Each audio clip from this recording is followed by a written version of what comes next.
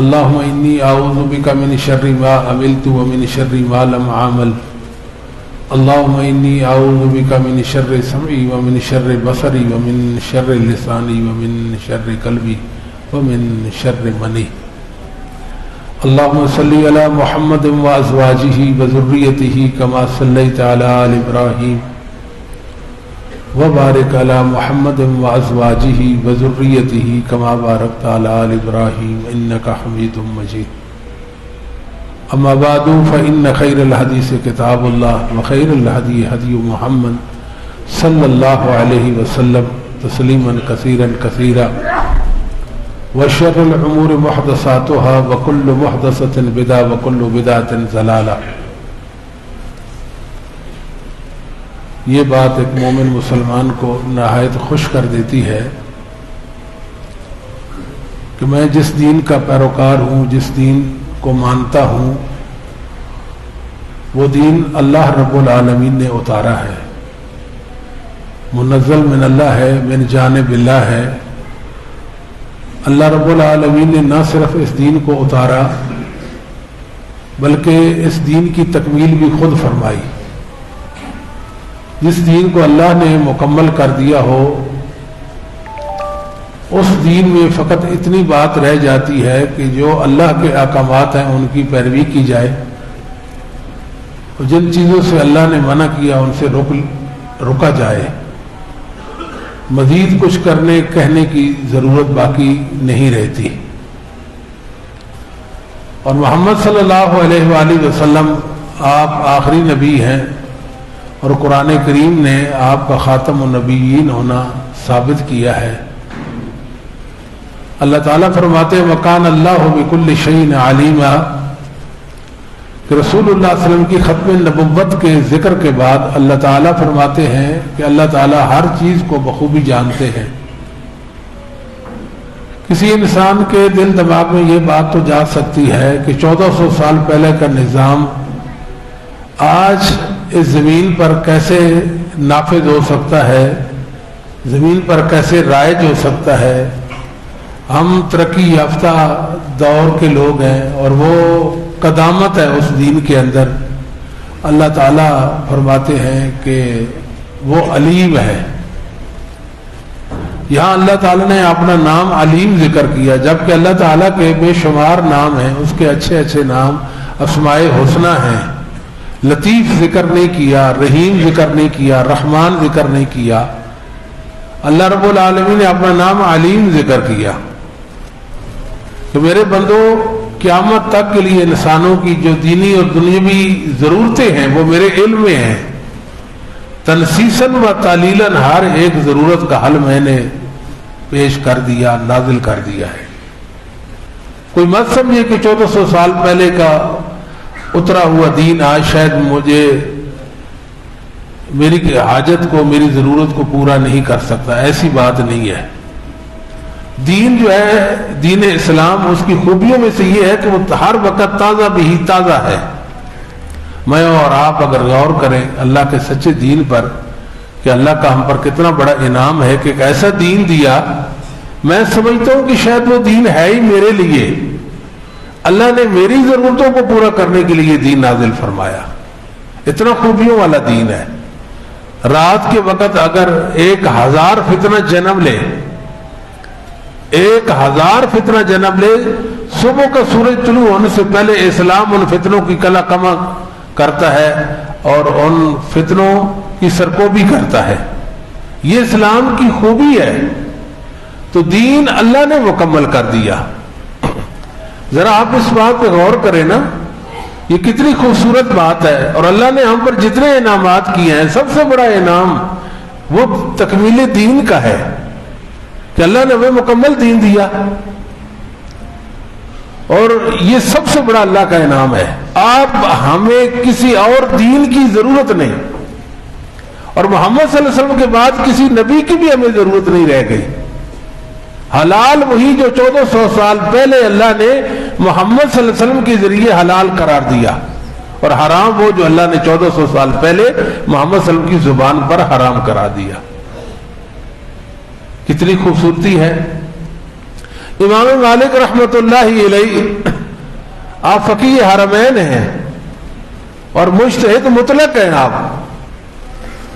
ایک نہایت ہی خوبصورت بات فرمائی آپ نے. الاحکام فی اصول الاحکام ابن حزم کے اندر ہے کہ من احدث فی هذه الامه اليوم شيئا لم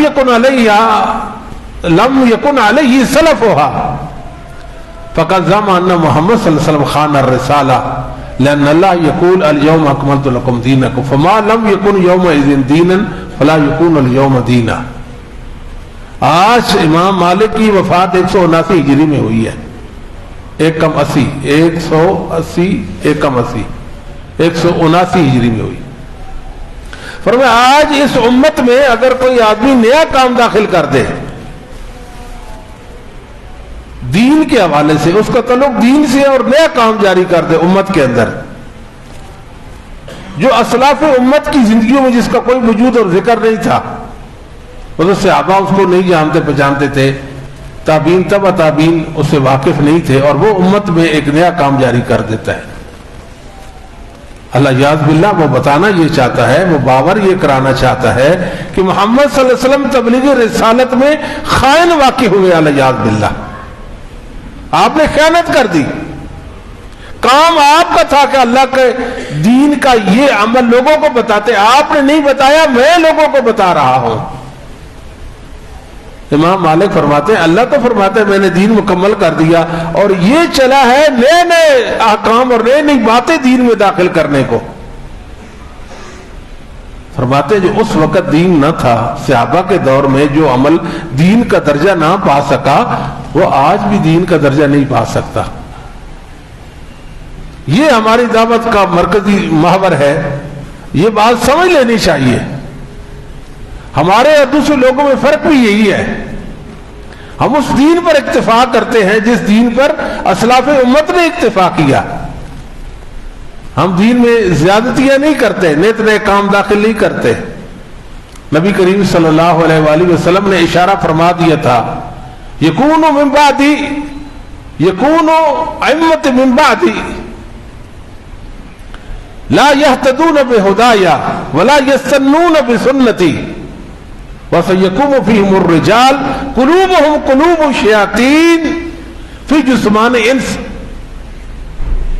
بدعت کے سرغنے آئیں گے, بڑے بڑے بدعتی پوپ ہر وقت بدعات نکالیں گے دین کے اندر, نیت نئے کام نکالیں گے دین کے اندر.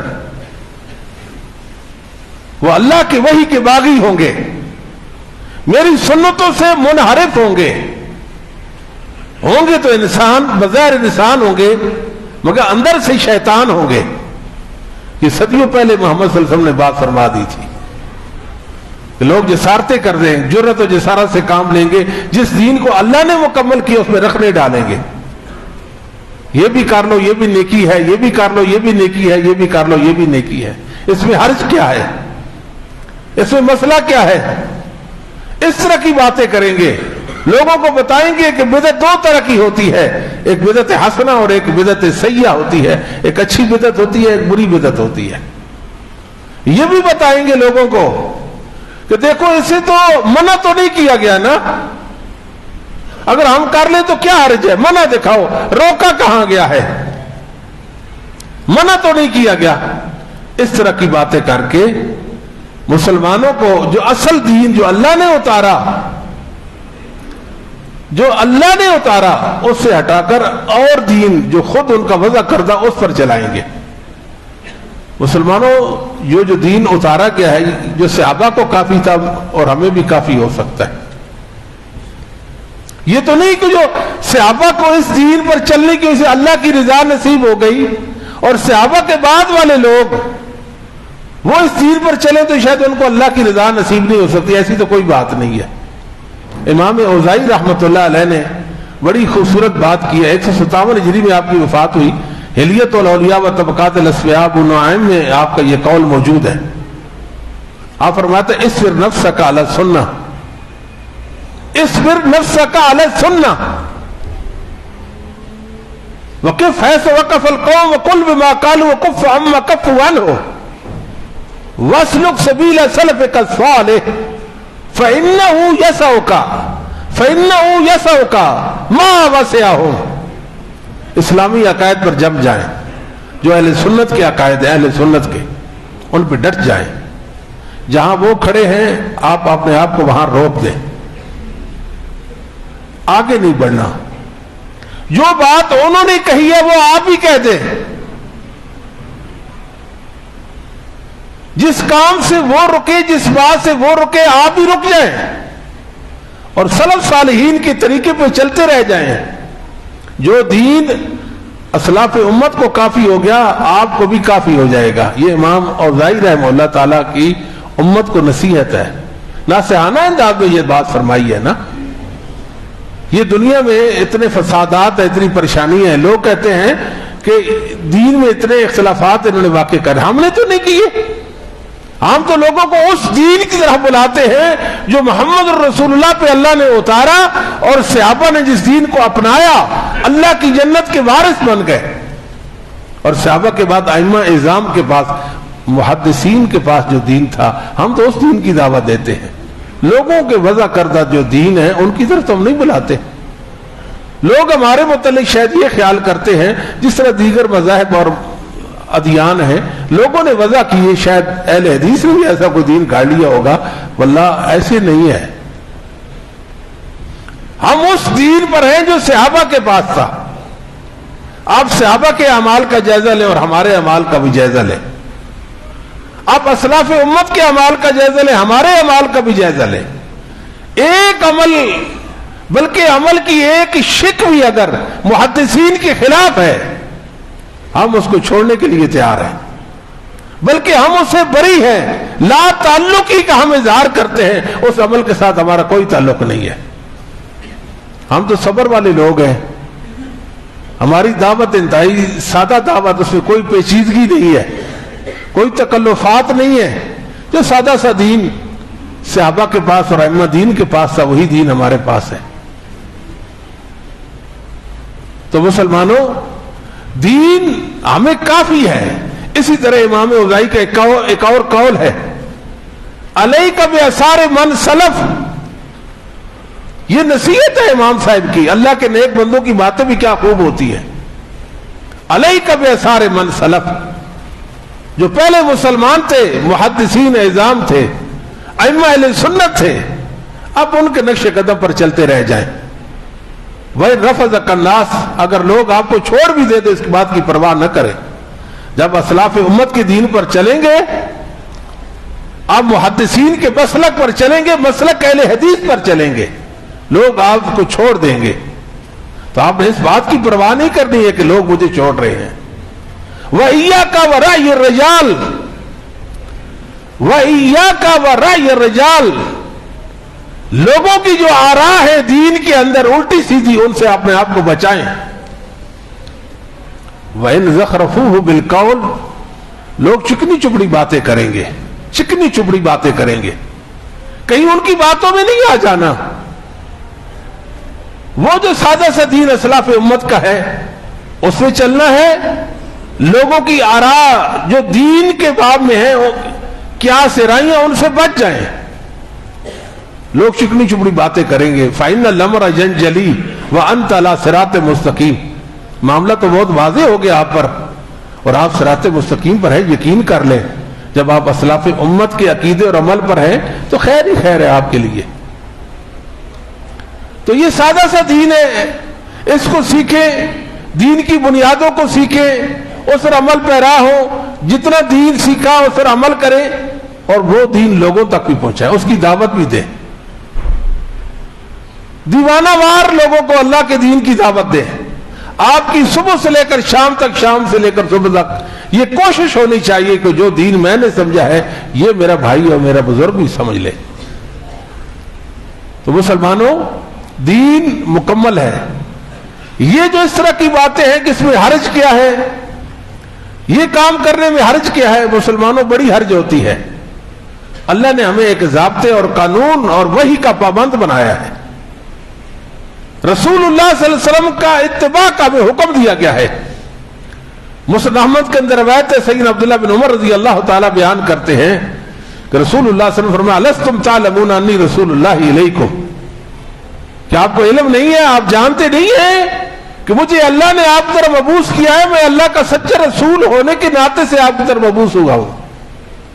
قالوا بلا نشہد انک رسول اللہ، صحابہ گویا ہوئے، صحابہ بولے کیوں نہیں محبوب، اللہ نے آپ کو ہماری طرف رسول بنا کر بھیجا، ہم آپ کو اللہ کا رسول مانتے ہیں۔ الستم تعلمون ان اللہ انزل فی کتابہ من اطاعنی فقد اطاع اللہ، میرے صحابہ کیا یہ بات آپ کے علم میں نہیں ہے کہ اللہ نے یہ بات قرآن میں اتار دی ہے کہ جو میں محمد کی اطاعت کرے گا، میری پیروی کرے گا، میرا حکم مانے گا، حقیقت میں رب العالمین کا وہ حکم مانے گا۔ یہ عظمت ہے محمد الرسول اللہ صلی اللہ علیہ وسلم کی، اور یہ سعادت ہے۔ کتنی بڑی بات ہے کہ رسول اللہ کی بات رب العالمین کی بات ہے، آپ کا حکم مان لیا، اللہ رب العالمین کا حکم مان لیا۔ وَأَنَّهُ مَن طَاعَتِكَ من اطاعک فقط اطاع اللہ، جس نے آپ کی اطاعت کی اس نے اللہ کی اطاعت کر دی، اور آپ کی اطاعت میں اللہ کی اطاعت ہے، آپ کی اطاعت میں اللہ کی اطاعت ہے۔ بہت سارے فرمودات ہیں اس طرح کے۔ کوئی صحابہ نبی پاک صلی اللہ علیہ وسلم کے ازواج کے پاس آئے، بخاری مسلم کی حدیث ہے، آپ صلی اللہ علیہ وسلم کی عبادت کے معمولات بتائیے، آپ ایسے ایسے عبادت کرتے تھے۔ انہوں نے اپنے تئیں یہ خیال کیا کہ ہماری عبادت تو نہ ہونے کے برابر ہے۔ ان میں سے ایک کہنے لگا میں ساری ساری رات جاگوں گا، تہجد پڑھوں گا، نماز ادا کروں گا، نوافل پڑھوں گا۔ دوسرے نے کہا کہ میں ہمیشہ روزے رکھوں گا، روزہ نہیں ترک کروں گا۔ تیسرے نے کہا کہ میں شادی نہیں کروں گا، بس دین میں لگا رہوں گا۔ یہ بات نبی کریم صلی اللہ علیہ وسلم تک پہنچی تو آپ نے نازکی کا اظہار فرمایا۔ آپ نے فرمایا میں سب سے بڑھ کر اللہ سے ڈرنے والا ہوں، میں نماز بھی پڑھتا ہوں، سوتا بھی ہوں، سو بھی جاتا ہوں، روزے بھی رکھتا ہوں، ترک بھی کر دیتا ہوں، میں نے شادیاں کی ہوئی ہیں، میں سب اولاد ہوں۔ فمن رغب عن سنتی فلیس منی، جو میرے طریقے سے روگردانی کرے گا اس کا میرے سے کیا تعلق ہے؟ یہ آپ کے طریقے سے روگردانی نہیں ہے۔ دیکھیں خیر کی ساری باتیں تھی، خیر کی باتیں نے ساری ساری رات نماز تہجد پڑھنا، یہ اچھا کام ہے کہ نہیں ہے جی؟ بہترین نیکی ہے کہ نہیں؟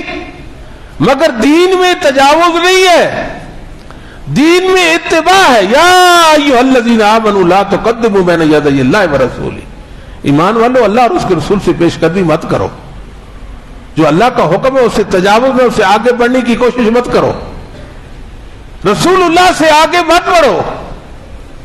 یہ تو منع کر دیا گیا ہمیں ان باتوں سے۔ عبداللہ بن مسعود رضی اللہ تعالیٰ نے ایک لوگوں کا عمل دیکھا۔ وہ عمل کیا تھا؟ وہ یہ تھا کہ عبداللہ بن مسعود کے دروازے پہ کچھ لوگ آئے فجر کی نماز کے وقت کہ آپ مسجد کو چلتے ہیں۔ ابو موسیٰ اشعری مسجد میں گئے، دیکھا تو لوگوں نے حلقے بنائے ہوئے مسجد کے اندر، مختلف حلقے بنائے ہوئے، ان کے سامنے سنگریزے پڑے ہیں۔ ایک ان میں سے کہتا ہے کہ 100 بار الحمدللہ کہو، وہ الحمدللہ کہتے ہیں۔ دوسرا کہتا ہے سبحان اللہ کہو 100 بار، وہ 100 بار سبحان اللہ کہتے ہیں۔ تیسرا کہتا ہے لا الہ الا اللہ ان سنگریزوں پر پڑھو، اور وہ پڑھ رہے ہیں۔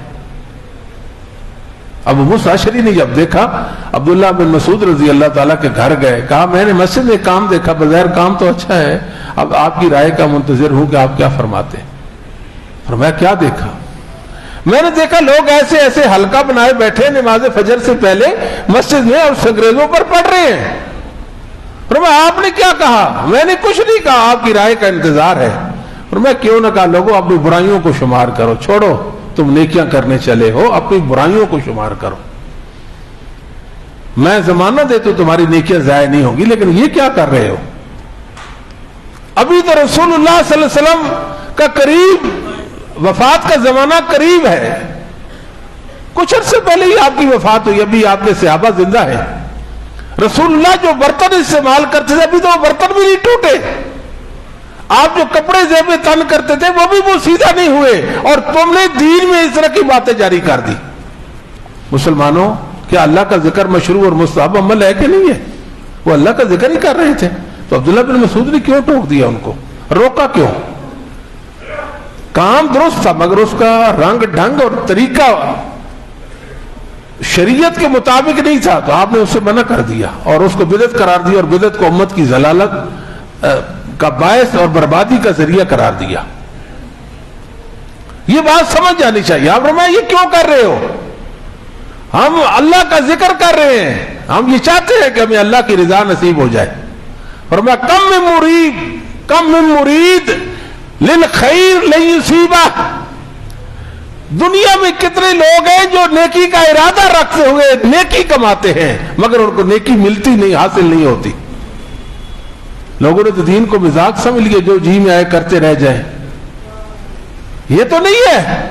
مسلمانوں, اللہ کے بعد تھوڑا عمل لے کر جاؤ, تھوڑا عمل لے کر جاؤ, مگر صحیح العقیدہ ہو کر وہ عمل کماؤ. بدعتی شخص کا عمل اللہ کو قبول نہیں ہے ایک, اور وہ عمل اللہ کے لیے کر کے جاؤ. یہ بہت بڑی بات ہوتی ہے کہ انسان اپنے رب کے لیے جینا شروع کر دے. جو بھی کام کرے, جو بھی بات کرے, اپنے اللہ کو راضی کرنے کے لیے کرے. یہ بہت بڑی سعادت مندی ہے. اللہ جس کو یہ نصیب کر دے وہ تو بڑا خوش قسمت ہے. ہم کتنے عمل ہیں جو اپنے اللہ کے لیے کماتے ہیں. اللہ عالم, اللہ بہتر جانتے کہ اللہ کے ہاں کون سا عمل قبول و منظور ہو جائے گا. اور سنت کے مطابق پھونک پھونک کر قدم رکھے, پھونک پھونک کر قدم رکھے, پھونک پھونک کر قدم رکھے. یہ نہ ہو کہ عمل کماتے جائیں اور وہ ضائع ہوتا چلا جائے, کماتے چلے جائیں اور وہ ضائع ہوتا چلا جائے. نہیں, شریعت کی مکمل رہنمائی حاصل کر لیں کہ اللہ اور اس کے رسول مجھے اس حوالے سے کیا کہتے ہیں اور پھر وہ عمل کریں. ورنہ تو یہ بدعت کا کام ہو جائے گا. بدعت مبغوض ترین عمل ہے اللہ کے ہاں. فلا وربک لا یؤمنون حتی یحکموک فیما شجر بینہم ثم لا یجدوا فی انفسہم حرجا مما قضیت ویسلموا تسلیما. مجھے تیرا رب ہونے کی قسم, اللہ نے محمد صلی اللہ علیہ وسلم کا رب ہونے کی قسم اٹھائی ہے. یہ مومن ہی نہیں ہو سکتے جب تک ہر معاملہ میں آپ کو فیصل نہ مان لے, آپ سے رہنمائی حاصل نہ کر لے, آپ کی رہنمائی کو کافی اور شافی سمجھ نہ لے. یہ حکم ہے. اگر ہم نے سنتوں کو چھوڑ کر بدعات کو اختیار کر لیا, گویا محمد صلی اللہ علیہ وسلم کا ہم نے فیصل نہیں مانا. آپ کے فیصلے پہ, آپ کی شریعت اور آپ کے دین پر ہم راضی نہ ہوئے. اللہ تعالیٰ فرماتے قل ان کنتم تحبون اللہ فاتبعونی یحببکم اللہ. محبوب ان کو ایک معیار اور ضابطہ اور قانون بھی بتا دے. ایسے نہیں کہ بے دریغ عمل کرنا, نہیں, ایسے تو نہیں کرنا. اگر تم مجھ سے محبت کا دعویٰ کرتے ہو فاتبعونی, تو میرا اتباع کرو, میرے پیچھے چلو. تابی اس انسان کو کہتا ہے جو صحابی کے بعد آتا ہے, اس کو تابی کہتے ہیں, پیچھے چلنا, پیچھے آنے والا, پیچھے چلنے والا. فاتبعونی, تو میرا اتباع کرو. وضو سے لے کر جہاد تک جتنی عبادات ہیں اس سے سر انجام دو جیسے میں محمد صلی اللہ علیہ وسلم نے سر انجام دی ہے صلی اللہ علیہ وآلہ وسلم. مسلمانوں, اللہ کی عبادت کرنی ہے اس دنیا میں رہ کر. ہم نے یہ بات تو کلیئر ہو گئی ہے, رب العالمین کی عبادت کرنی ہے, اللہ کے سوا کسی کی عبادت نہیں کرنی. مگر اس عبادت کا طریقہ کون سا ہوگا؟ وہ جو میرے اور آپ کے دل میں آئے گا وہ طریقہ, یا کوئی انسان وضع کرے گا وہ طریقہ, یا محمد الرسول اللہ کا وہ طریقہ جو اللہ نے ثابت کر دیا ہے, اس طریقہ کے مطابق عبادت کرنی ہے جو محمد الرسول اللہ صلی اللہ علیہ وسلم کا طریقہ ہے. اللہ نے اپنی عبادت کیسے کرنے کا حکم دیا؟ جیسے محمد صلی اللہ علیہ وسلم نے کر کے دکھائی ہے, جیسے آپ نے کی ہے. اللہ کہتے ہیں میری عبادت ایسے کرو پھر میں قبول کروں گا, ورنہ تمہارے اعمال ضائع برباد. وَقَدِمْنَا إِلَىٰ مَا عَمِلُوا مِنْ عَمَلٍ فَجَعَلْنَاهُ هَبَاءً مَنْثُورًا. لوگ عمل لائیں گے, اللہ کے پاس لائیں گے. اللہ فرماتے ہیں ہم اعمال کا جائزہ لیں گے. پھر کیا خیال ہے, اگر آخرت پر ایمان ہے تو یہ نہیں سوچتے ہم کہ اللہ ہمارے اعمال کا جائزہ لیں گے. سنت کے مطابق ہے یا مخالف ہے؟ اللہ کے لیے کیا گیا یا کسی اور غرض و غرض سے کیا گیا؟ جائزہ لیں گے. اور کتنوں کے اعمال ایسے ہوں گے وہ ہبا منصورہ کر دیں گے ان کو. دروازہ کا کواڑ کھلا ہو نا تو ذرات آتے, سورج طلوع ہو, عصر کے وقت اور جب سورج طلوع ہوتا اس وقت آپ نے دیکھے وہ ذرات کمرے میں داخل ہوتے ہیں, ان کو حبا منصورہ کہتے ہیں, اڑتے ہوئے ذرات. اللہ فرماتا ہے پھر کتنے ایسے جن کے اعمال کو ہم ایسا کر دیں گے. حل اتاک حدیث الغاشیہ وجوہ یومئذ خاشیہ عاملۃ ناصبہ تصلی نارا حامیہ. کتنے ہوں گے اعمال کر کر کے, اعمال کما کما کر تھک ہار چکے ہوں گے, تھکاوٹ ان کے چہروں سے عیاں ہوگی, تھکاوٹ ان کے چہروں سے عیاں ہوگی. اللہ فرماتے ہیں ہم ان کو بھڑکتی آگ میں ڈال دیں گے. مسلمانوں, عمل کماتے کماتے تھکے ہاروں کو اللہ جہنم میں ڈال دیں گے. کبھی ہم نے غور نہیں کیا آخر وجہ کیا ہے. وجہ یہ ہے کہ انہوں نے ایک تو صحیح عقیدہ کے ہوتے ہوئے عمل نہیں کیا ہوگا. عقیدہ تو اچھا ہوگا, اللہ کے لیے عمل نہیں کیا ہوگا, اللہ کے لیے عمل تو کیا ہوگا مگر سنت کے مطابق عمل نہیں کیا ہوگا. ایسے ہے کہ نہیں ہے؟ تو اس بات کا خیال ہے اولئک الذین اشتروا الضلالۃ بالہدی فما ربحت تجارتهم وما كانوا مہتدین. اللہ فرماتا ہے یہ وہ سوداگر ہیں جنہوں نے نقصان کی تجارت کی ہے, نقصان کی تجارت کی ہے. ایمان کے بدلے میں کفر کے سوداگر بن گئے, ہدایت کے بدلے میں گمراہی خرید لی, سنت کے بدلے میں بدعت کے شیدا بن گئے. ان کو یہ تجارت فائدہ نہ دے گی, فائدہ نہ دے گی. فائدہ کب تجارت دے گی؟ عقیدہ بھی اچھا ہے, عمل بھی اچھا ہے, مطلب سنت کے مطابق ہے, اور نیت بھی اچھی ہے. ورنہ اس بات پر نازاں نہ ہو, خوش نہ ہو کہ میرے پاس اتنے اعمال ہیں. اللہ تعالیٰ کے ہاں اعمال کی ضخامت نہیں دیکھی جاتی. آپ کے پاس تہامہ پہاڑوں جتنا کوئی عمل ہے, نہیں, ایسا نہیں ہے. سمندر جتنا کوئی عمل ہے, نہیں, ایسا نہیں ہے. اللہ تو اپنے بندوں کے دل کی دنیا کو دیکھتے ہیں کہ میرے بندے نے میری محبت میں عمل کیسے کیا. اللہ تعالیٰ تو یہ چاہتے ہیں اپنے بندوں سے, اور یہ دیکھتے ہیں. مسلمانوں, اس بات پر بھی خوش ہو جائیے کہ محمد صلی اللہ علیہ وسلم کی ایک ایک ادا کو اس زمین پر میرے اللہ نے باقی چھوڑا ہے. یہ بات ٹھیک ہے یا غلط ہے؟ رسول اللہ صلی اللہ علیہ وسلم نے جو بھی عمل کیا, جو بھی فرمایا, جو فرمایا میرے اللہ نے اس کو میرے اور آپ کے لیے محفوظ کر دیا ہے. یہ خوش نہیں کرتی ہمیں بات؟ کتنے فخر و عزت کی بات ہے. ہم کہہ سکتے ہیں یہ ہمارے پیغمبر کا عمل ہے, یہ ہمارے نبی کریم صلی اللہ علیہ وسلم کی سنت ہے, آپ کا یہ قول ہے, یہ آپ کی حدیث ہے. تو لہذا رسول اللہ صلی اللہ علیہ وسلم کی سنتوں کو اپنانا ہوگا, سنتوں کو اپنانا ہوگا. اور اس انداز میں جس انداز میں صحابہ نے دین کو اپنایا. اللہ تعالیٰ فرماتے یا ایھا الذین آمنوا آمنوا باللہ ورسولہ, ایمان والو. اللہ تعالیٰ نے بڑے عزت والے لقب کے ساتھ ملقب کیا ہے, بڑے اچھے انداز میں اللہ اپنے مومن بندوں سے مخاطب ہے. یا ایھا الذین آمنوا, اے وہ میرے بندو جو ایمان لائے ہو. تھوڑی بات ہے اللہ جس کو ایمان والا کہہ دے اور کہے ایمان والو.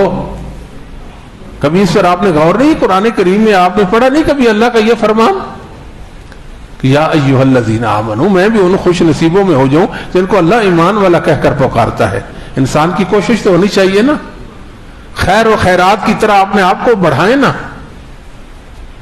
یا ایھا الذین آمنوا آمنوا باللہ ورسولہ, ایمان والو اللہ اور اس کے رسول پر ایمان لے آؤ. کیا مطلب ہے؟ اللہ ایمان والا بھی کہتا ہے اور کہتا ہے اللہ اور اس کے رسول پر ایمان بھی لے آؤ. کیا مطلب ہے؟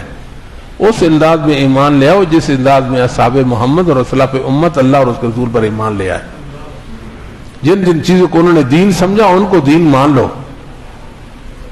جیسے تیسے انہوں نے دین مانا تیسے تم اس کو دین مانو. نبی پاک صلی اللہ علیہ وسلم کو صحابہ کو اللہ تعالیٰ نے ہمارے لیے معیار بنا دیا, معیار. فَإِنْ آمَنُوا وَمِثْلِ مَا آمَنْتُ بِهِ فَقَدْ اهْتَدَوْا. اگر ایسے ایمان لے آؤ, یعنی ایسے ایمان جیسے صحابہ ایمان لائے. صحابہ جیسا تو ایمان ہم لا ہی نہیں سکتے. کیا مطلب ہے اس کا؟ یعنی جن چیزوں پر جیسے جیسے ایمان صحابہ نے لایا ہے ان کو مان لیا یہ دین ہے, اسی طرز پر آپ اس کو دین مانیں. معیار ہو گئے. ابن کثیر رحمۃ اللہ علیہ کیا اہل سنت کے ذی شان امام ہے, امام کبیر و شان ہے اہل سنت کے. ابن کثیر رحمۃ اللہ علیہ بڑی مبارک ہستی ہے, 774 میں فوت ہوتے ہیں. آج بھی کراچی کے اندر ان کے ذکر خیر ہو رہا ہے. تفسیر ابن کثیر لکھی, پہلو اور بعد والوں کا تفسیری علم اس میں جمع کر دیا, اللہ کے کلام کی تفہیم کے لیے بہترین تفسیر امت کے سامنے پیش کی. مسلمانوں اگر نیک بننا چاہتے ہیں تفسیر ابن کثیر کا مطالعہ کیا کریں. امام ابن کثیر کی برکت اور ان کی نیکی آپ کو نصیب ہو جائے گی. برکت کے طور پر 1-2 صفحے روزانہ تفسیر ابن کثیر کے پڑھا کریں.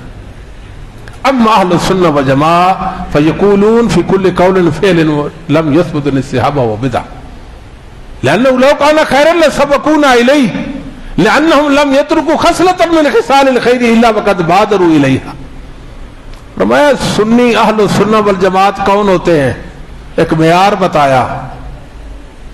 ادھر تو ہر ایک کہتا ہے میں سنی ہوں, لیکن سنی ہونے کا کوئی معیار بھی ہے کہ کوئی نہیں ہے؟ جو معیار ہے اہل سنت کے اپنے عقائد و اعمال ہیں جو ان کو دوسروں سے ممتاز کر دیتے ہیں. یہ وہ اعمال ہے جو اہل سنت کے ہیں, یہ وہ عقائد ہے جو اہل سنت کے ہیں.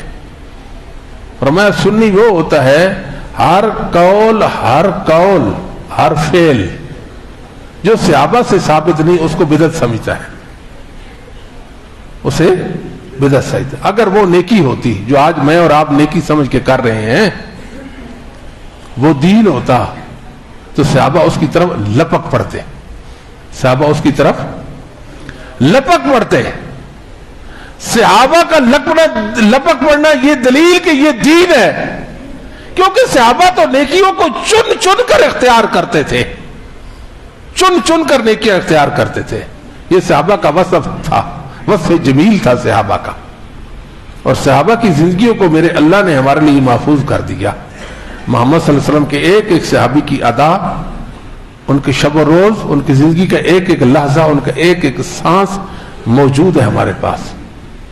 بڑی فخر عزت کی بات ہے. اپنے رب کا شکر بجا لایا کرے کہ میرے رب کریم اس دین کا مجھے پیروکار بنایا ہے جس دین کے ماننے والوں کا دین بھی تو نے میرے لیے محفوظ کر دیا ہے. صحابہ کا دین ہمارے لیے محفوظ ہو گیا ہے. تو لہذا صحابہ کو ہم نے معیار بنانا ہے. صحابہ معیار حق ہے, معیار ایمان ہے, معیار دین ہے. صحابہ حرف آخر ہے دین کے اندر. سبحان اللہ. جب 2 حدیثوں میں تعارض ہوتا ہے تو ہم اصحاب محمد کے پاس جاتے ہیں کہ ان 2 حدیثوں میں تطبیق کیا بنے گی. جب صحابہ میں اختلاف ہوتا ہے ہم رسول اللہ کے حدیث کی طرف جاتے ہیں. فَإِن تَنَازَعْتُمْ فِي شَيْءٍ فَرُدُّوهُ إِلَى اللَّهِ وَرَسُولِهِ. کتنا خوبصورت دین تھا صحابہ کے پاس. ایک بات کہ سیدنا عبداللہ بن مسعود رضی اللہ تعالی, آپ جلیل القدر صحابی ہیں, صاحب نالین ہے والوساطہ, نبی کریم صلی اللہ علیہ وسلم کے خدمت گزار صحابی تھے. لا يجل احدكم شيئا من صلاة يرى ان حق الله ان لا ينصرف الا عن يمينه لقد رأيت رسول الله صلی اللہ علیہ وسلم كثيرا ينصرف عن يساره.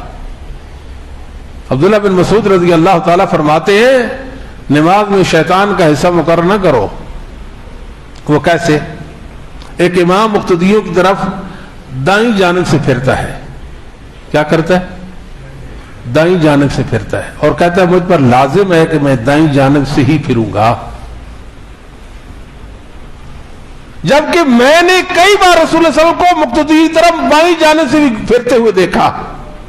عبداللہ بن مسعود یہ بتانا چاہتے ہیں کہ دائیں اور بائیں دونوں طرح جواز ہے, مستحب اور جائز.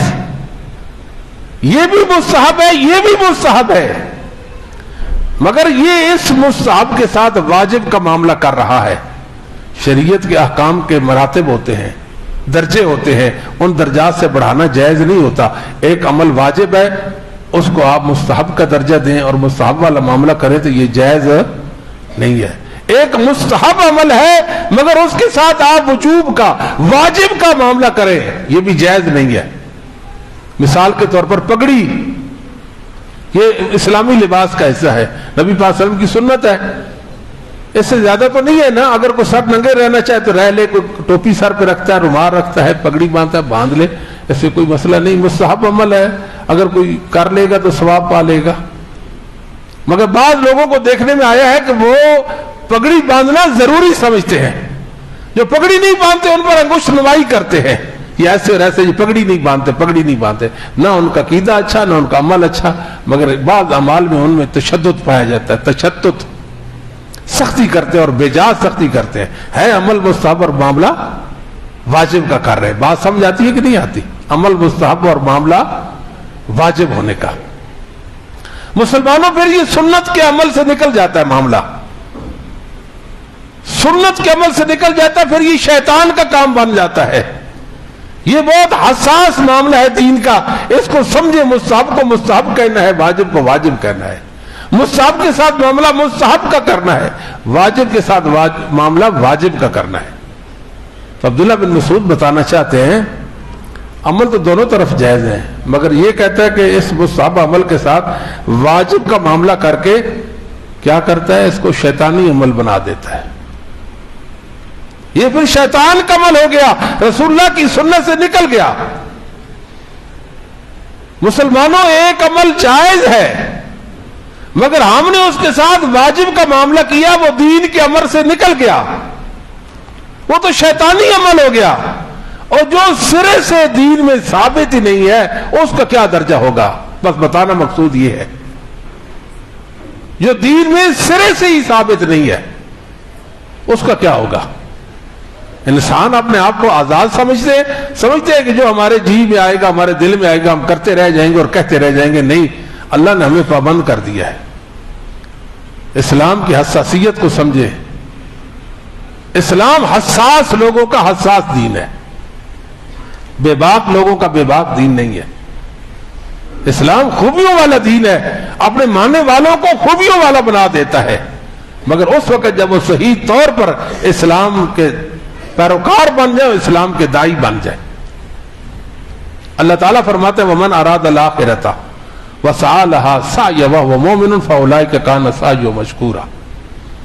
جو آخرت کے لیے عمل کماتا ہے کہ ایک دن آئے گا جس کو لوگ آخرت کا دن کہتے ہیں, قیامت ہوگی.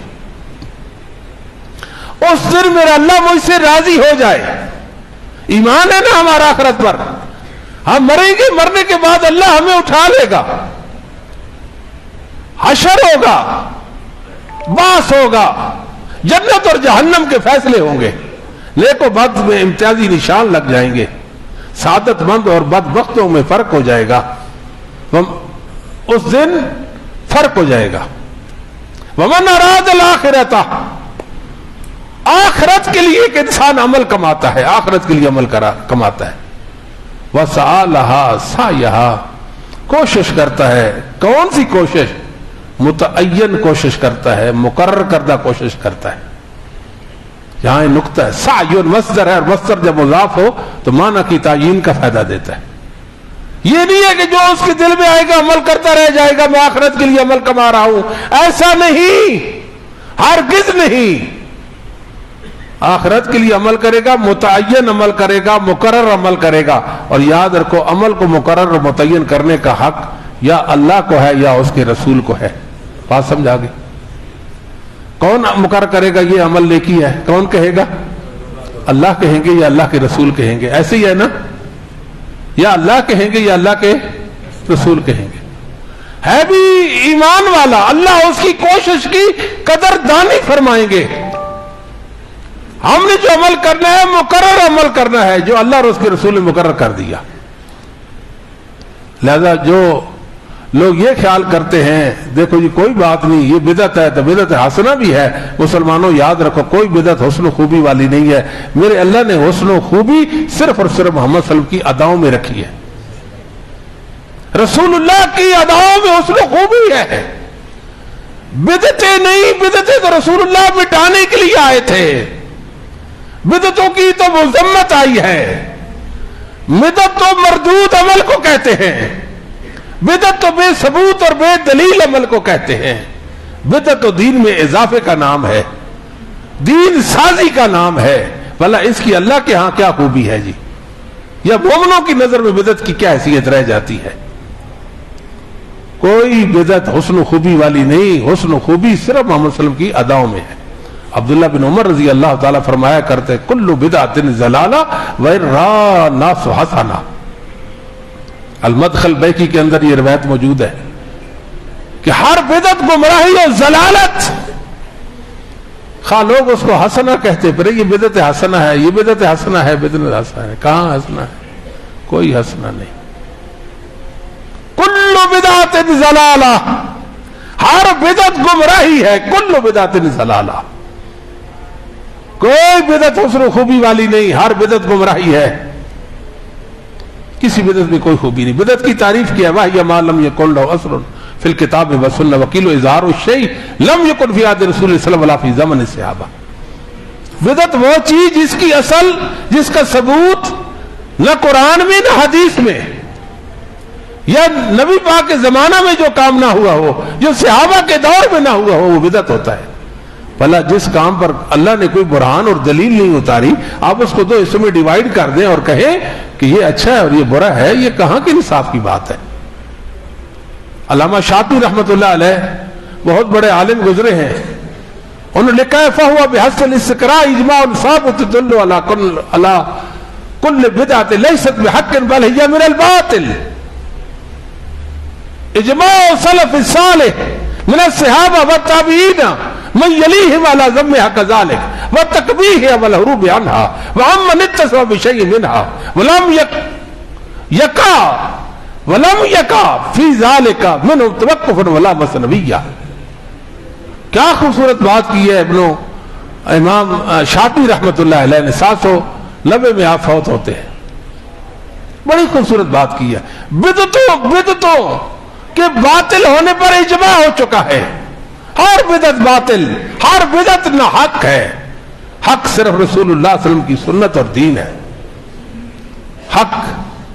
علامہ شاطبی نے بہت خوبصورت بات کہی ہے، ان ھذا التقسیم امر مخترع لا يدل علیہ دلیل شرعی لأن من حقیقت البدعۃ لا يدل علیہا دلیل شرعی لا من نصوص شرع ولا من قواعدہ۔ یہ بدعت کی تقسیم جو لوگ دعویٰ کرتے ہیں کہ بدعت دو طرح کی ہوتی ہے، حسنہ اور سیئہ، یہ بدعت کی تقسیم یہ خود بدعی نظریہ ہے۔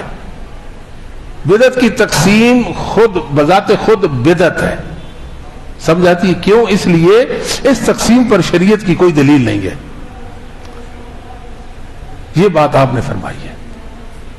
علامہ ابن ابی الحنفی رحمۃ اللہ نے تنبیہ علی مشکلات الہدایہ کے اندر لکھا ہے انما احدث بعد عہد الصحابہ لا یکون حسنا لا یکون حسنا لا یکون حسنا۔ صحابہ کے دور کے بعد جتنے اعمال ہیں کسی کے اندر کوئی حسن و خوبی نہیں ہے۔ مسلمانوں کتنی خوبصورت بات ہے کہ اللہ نے دین اتارا، اس دین کا نمونہ محمد صلی اللہ علیہ وسلم نے پیش کیا، اس نمونہ کو صحابہ محمد نے دیکھا، اس نمونے کو اللہ نے ہمارے لیے محفوظ کر دیا۔ ہم سیر ہی نہیں ہوتے، دین کے حوالے سے ہماری بھوک ہی نہیں مٹتی، آئے دین کے اندر دین کے نئی باتیں داخل کر رہے ہیں۔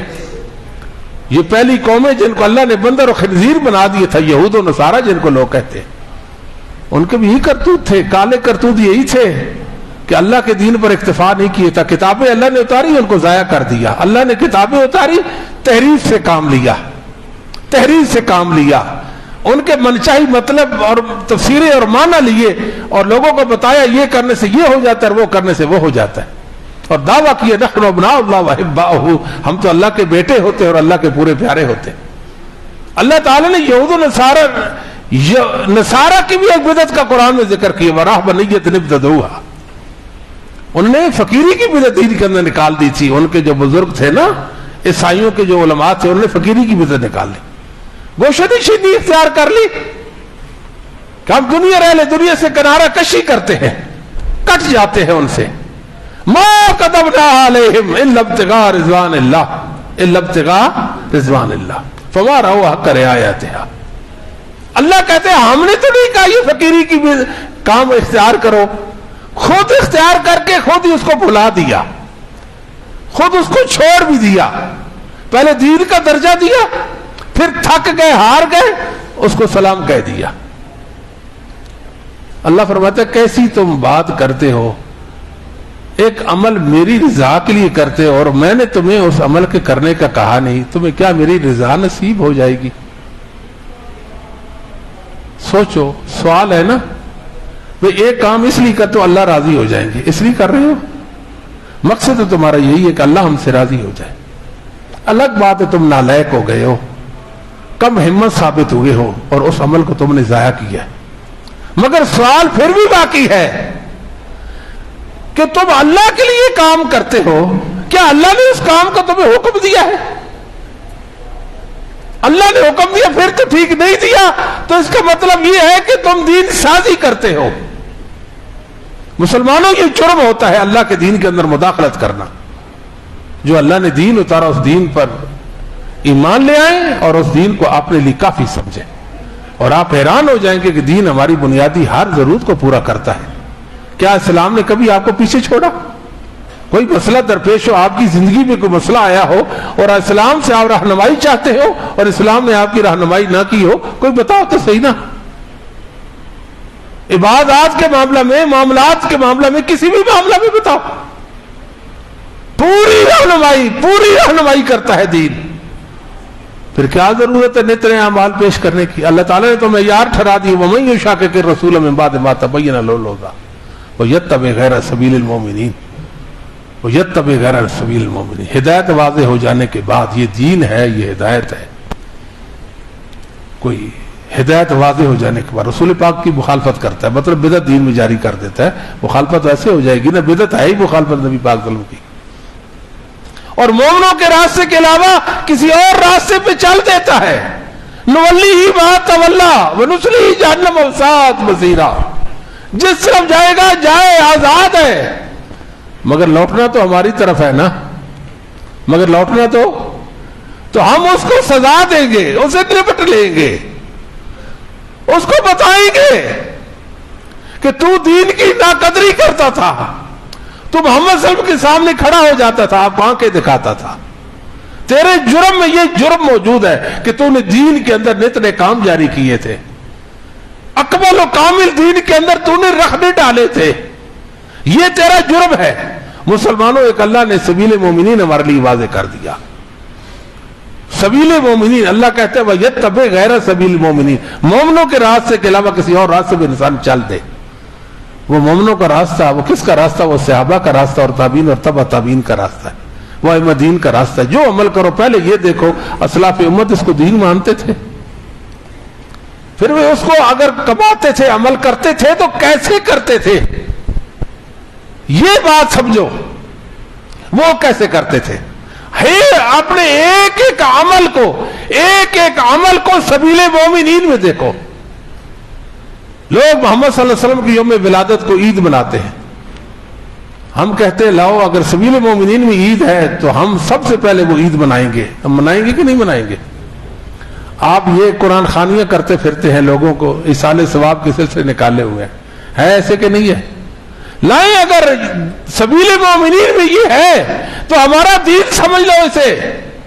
کتنی بدعات، خرافات آپ جائزہ لیتے ہیں، سبیل مومنین کا ذکر تک نہیں ہے، تو پھر وہ دین کیسے ہے؟ مومنوں کے راستے میں وہ تو ہے ہی نہیں، مومنوں کے راستے میں نہیں ہے۔ آخری بات اور بہت اہم بات ہے، یہ ہر ایک کو خوش کر دینے والی، وہ ایمان کو بڑھا دینے والی بات ہے۔ دین میں ہم اللہ اور اس کے حکم کے پابند ہیں۔ جب اللہ کہہ دیں گے یہ میرے بندو کر لو، رسول اللہ صلی اللہ علیہ وسلم فرمائیں گے کر لو تو کریں گے، ورنہ ہم کر سکتے؟ کتنا اچھا عمل، کتنی اچھی نیت ہی کیوں نہ ہو، مگر اللہ کا اذن نہیں تو ہم کر سکتے نہیں۔ ہمارے نبی کریم صلی اللہ علیہ وسلم مدینہ تشریف لائے، دیکھا انصار صحابہ تلقیح کرتے تھے، جس کو تعبیر النخل بھی کہتے ہیں، کھجوروں کی پیوند کاری کرتے، شاید سکر کے علاقے میں آج بھی ہوتی ہے، آج بھی ہو رہی ہے۔ نر کھجور کا خوشہ لے کر مادہ کے نیچے کھڑے ہو کر اوپر کو پھینکتے تھے۔ آپ نے دیکھا، خیال کیا کہ شاید یہ کوئی بدشگونی کر رہے ہیں، یہ کیا کر رہے ہیں؟ آپ نے روک دیا۔ صحابہ آپ نے حکم کی تعمیل و تکمیل میں رک گئے کہ ٹھیک ہے بابو، ہم ایسا نہیں کرتے۔ چند سال گزرے تو پھلوں میں نقصان آیا، کھجوروں کو پھل ہی نہیں لگ رہا تھا، کھجوروں کو پھل ہی نہیں لگ رہا۔ صحابہ آئے، اللہ کے بابو آپ نے فرمایا تھا کہ یہ کام نہ کرو، ہم نے آپ کے فرمان کے مطابق چھوڑا مگر ہمارا نقصان ہو گیا ہے۔ اس موقع پہ رسول صلی اللہ علیہ وسلم نے نہایت ہی خوبصورت بات کہی، انما انا بشر۔ کیا معنی ہے اس کا؟ ڈرتے کیوں، گھبراتے کیوں؟ انما انا بشر کا کیا معنی؟ میں بشر ہی ہوں، بشر کے علاوہ تو کچھ نہیں ہوں۔ انما، جہاں بھی نبی پاک کی بشریت کا حدیث میں ذکر آیا انما کے ساتھ آیا ہے۔ انما کلمہ حصر ہے، بغیر انما کے کبھی بھی نہیں آیا۔ انما انا بشر اذا امرتکم بشیء من دینکم فخذوہ بہ واذا امرتکم بشیء من رأی فانما انا بشر۔ میری دو حیثیت ہیں، ایک میں اللہ کا نبی ہونے کی حیثیت سے بات کرتا ہوں، ایک میں عام انسان ہونے کی حیثیت سے بات کرتا ہوں۔ جب میں نبی ہونے کی حیثیت سے بات کرتا ہوں اس وقت دین کے متعلق جب بات کرتا ہوں میرا نطق اللہ کی وحی کے ساتھ ہوتا ہے۔ وما ينطق عن الهوى ان هو الا وحی یوحی۔ اللہ فرماتے دین کے معنی محمد اپنی مرضی سے نہیں بولتے، وہی بات کرتے جو اللہ ان پہ نازل کر دیتا۔ اللہ فرماتے محبوب یہ کہہ دے تو کہہ دیتے، ورنہ رسول پاک خاموش رہتے۔ جب میں تمہیں اللہ کے دین کے متعلق کوئی بات کہوں، کوئی حکم دوں، اس کو مضبوطی سے تھام لینا، ڈاڑوں سے پکڑ لینا، کہیں چھوٹنے نہ پائے۔ ایک بات ایسا بھی ہو جاتا ہے کہ انسان ہونے کے ناطے سے میں آپ کو کوئی بات کہوں تو بے تقاضا بشریت مجھ سے غلطی بھی ہو سکتی ہے۔ فإنما أنا بشر، فإنما أنا، بے تقاضا بشریت مجھ سے غلطی ہو سکتی ہے۔ انی انما ظننت ظنا، صحابہ انتم عالم امر دنیا کو، یہ دنیا کا کام تھا، دین کا معاملہ نہیں تھا۔ میرے خیال میں ایسے ایسے تھا، جبکہ ایسے نہیں تھا، آپ کا نقصان ہو گیا۔ انی انما ظننت ظنا فلا تؤاخذونی بالظن، میں آپ سے سوری کرتا ہوں، آپ سے معذرت چاہتا ہوں، میں آپ سے معذرت چاہتا ہوں۔ اذا حدثتکم عن اللہ شیئا فخذوہ بہ فانی لن اکذب علی اللہ۔ جب میں تمہیں دین کا حکم دوں، دین کے کسی معاملے کا کہوں، اس کو مضبوطی سے پکڑنا۔ کیوں؟ میں اللہ پہ جھوٹ نہیں بول سکتا۔ یہ تو نہیں ہو سکتا میں کہوں یہ کام کرو، میرے اللہ نے مجھے حکم نہ دیا ہو اور میں نے اللہ پر تیسے ویسے ہی جھوٹ بول کر کہہ دیا ہو۔ تو دین اللہ رب العالمین کے اذن کا نام، اللہ اجازت دیں تو ہم کریں گے، اللہ اجازت دیں تو ہم نہیں کریں گے۔ سید عمر بن خطاب رضی اللہ تعالیٰ عنہ حجر اسود کے سامنے کھڑے ہیں۔ حجر اسود جنت کا پتھر ہے، دودھ سے زیادہ سفید تھا برف سے، اولاد آدم کی شرک اور گناہ کو اسے کالا ہو گیا، اس کو کہتے ہیں حجر اسود، کالا پتھر۔ اس کے سامنے کھڑے ہیں، انی لعلم انک حجر لا تضر ولا تنفع لولا انی رأیت رسول اللہ صلی اللہ علیہ وسلم قبلک ما قبلتک۔ میں جانتا تو پتھر ہے، نفع نقصان نہیں دے سکتا، تیرے اختیار میں نہیں ہے۔ ہاں، میری محمد صلی اللہ علیہ وسلم کے ساتھ عقیدت اور محبت کی انتہا یہ ہے کہ میں تجھے اس لیے بوسہ دیتا ہوں کہ میں نے آقا مولا محمد صلی اللہ علیہ وسلم کو تجھے بوسہ دیتے ہوئے دیکھا۔ یہ نہیں ایک موقع میں نبی پاک نے کوئی کام نہ کیا، وہ کام کرنا یہ دین کا کام پھر نہیں رہ جاتا۔ عمر رضی یہی بتانا چاہتے ہیں نا، محبوب نے آپ کو بوسہ دیا تو میں اس لیے دے رہا ہوں، آپ نے نہ دیا ہوتا تو میں آپ کو نہ دیتا۔ سمجھائی کہ نہیں؟ مطلب دین کا عمل ہی نہ رہ جاتا۔ آج اگر محمد صلی اللہ علیہ وسلم کی محبت میں اور آپ کی سنت کی اطاعت و پیروی میں کوئی مسلمان حجر اسود کو بوسہ دیتا ہے تو اللہ تعالیٰ اس کے گناہوں کو معاف کرتے ہیں اور اس کو اجر و ثواب سے نوازتے ہیں۔ یہ محمد صلی اللہ علیہ وسلم کی سنت کی برکت ہے۔ شیبہ بن عثمان بن ابی طلحہ کا ایک واقعہ موجود ہے۔ ابو وائل شقیق بن سلمہ بیان کرتے ہیں کہ میرے پاس شیبہ بن عثمان بن ابی طلحہ، یہ کعبۃ اللہ کے کلید بردار تھے، کعبۃ اللہ کے کلید بردار، کنجی کعبۃ اللہ کی ان کے پاس تھی۔ کہتے ہیں کہ سین حرم میں میرے پاس بیٹھے ہیں، کہتے ہیں ایک دن عمر بھی میرے پاس بیٹھے ہوئے تھے اور کہنے لگے کہ میرا دل کرتا ہے کعبۃ اللہ میں یہ سونا اور چاندی ہے، غریبوں میں بانٹ دوں، تقسیم کر دوں۔ میں نے کہا کہ آپ ایسا نہیں کر سکتے، آپ ایسا نہیں کر سکتے شیبہ، میں کیوں نہیں کر سکتا؟ لما، کیوں؟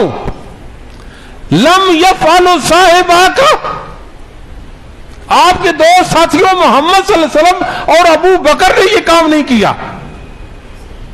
اس لیے آپ نہیں کر سکتے۔ عمر فرمانے لگے ہما المران یقتدا بہما، ہما المران یقتدا بہما۔ ہاں محمد صلی اللہ علیہ وسلم کی ہستی، ابو بکر کی ہستی تو ایسی ہستیاں ہیں جن کی پیروی چاہیے۔